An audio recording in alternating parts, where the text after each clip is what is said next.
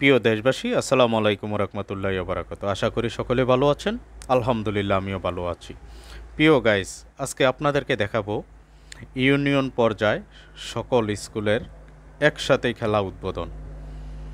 আসলে খেলাধুলা, পড়াশোনা দুইটা একান্তই মানুষের জীবনে প্রয়োজন।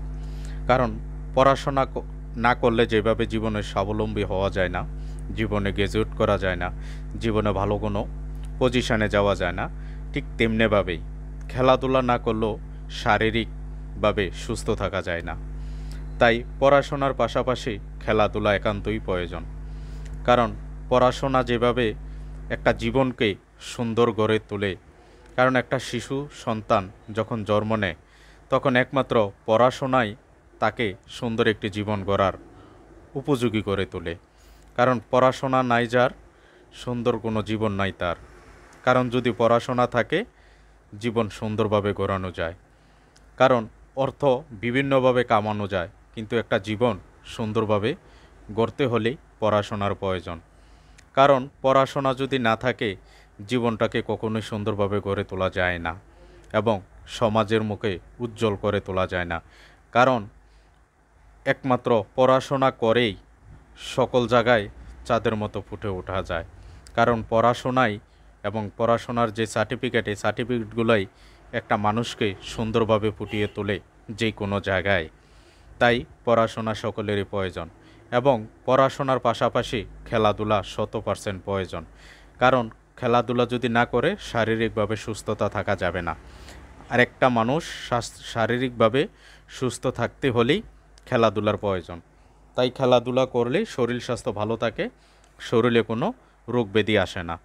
তাই সবসময় খেলাধুলা করতে হবে এবং পড়াশোনা খেলাধুলা এই দুইটার পাশে সংস্কৃতি তাও প্রয়োজন। কারণ সংস্কৃতি যদি না করে, সংস্কৃতি যদি না শোনে, তাহলে মন ভালো থাকে না। তাই এই তিনটা জিনিস একান্তই লাগে প্রতিটা মানুষের জীবনে। তাই আজকে দেখাবো ইউনিয়ন পর্যায়ে খেলাধুলার কীভাবে আয়োজন করা হয়। প্রথমে তাদের সবাইকে নিয়ে শিক্ষক মণ্ডলীরা দাঁড়িয়ে তাদের বিভিন্ন দিক নির্দেশনা দিচ্ছেন। এটা হচ্ছে আদর্শ সদর উপজেলার ৫ নং পাঁচতুবি ইউনিয়নের জালুয়াপাড়া স্কুলের মাঠে।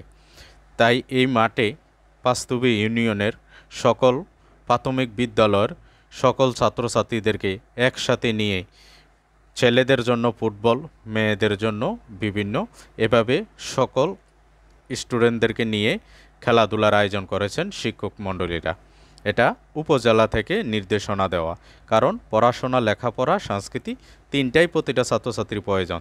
তাই উপজেলা থেকে এভাবে নির্দেশনা দেওয়া হয়েছে। তাই এখানে সকল স্টুডেন্টদেরকে নিয়ে শিক্ষক মণ্ডলীরা বিভিন্ন দিক নির্দেশনা দিয়ে তাদেরকে খেলার মাঠে নামাবেন এবং খেলাধুলা করতে গেলেই যেন কেউ কাউকে আঘাত না দেন এবং এখানে যাতে কোনো ঝগড়াঝাটি না হয় সেই কারণ একটা আঘাত থেকে হয়তো আরেকজনে একটা আঘাত দিয়ে দিতে পারে।